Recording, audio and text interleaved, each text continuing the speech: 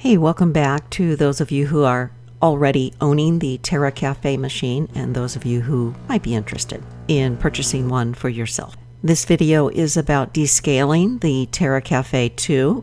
I got an alert first thing this morning that it was time, so I thought, what the heck, I'll go ahead and do this. After dumping the descaling crystals into my water tank, of course I removed the water filter, I started the process. By the way, before you agree to do the descaling, it does let you know that the whole process will take about 20 minutes, and are you okay with that? So another nice thing about this descaling system is that it does give you a little timer, and you can see what's going on. You know, it's ticking along. Now you can see we're already down to the last 3 minutes.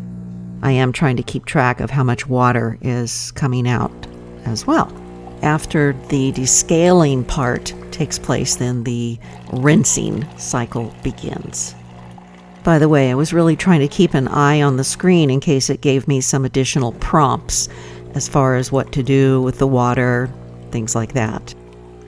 Let me apologize for the blurriness of the actual filming. Remember, this is all before my first cup of coffee. So, okay, forging on.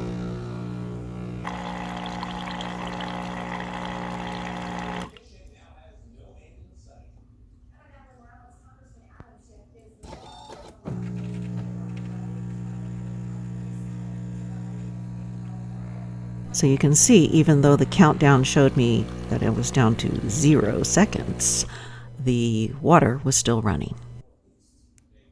Okay, so I did get a prompt and it said, hey, your drip tray is full. So, okay, I'll empty it and keep moving along.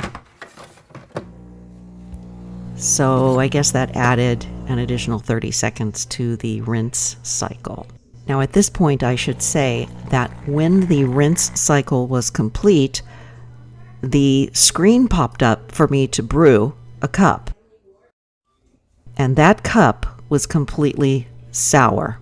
So I decided to run more water through it and try and rinse it out. Perhaps the rinse cycle just didn't get enough, and we'll try it again. Keep in mind, this is the first time I have ever descaled my new TK2. So I'm still not sure if I did something wrong or what was going on. So Terra Kaffe will have to get back to me and let me know. Unfortunately, the second cup was again sour, and it wasn't quite as bad as the first one, but it was not a tasty cup of coffee that I'm used to getting from my TK2.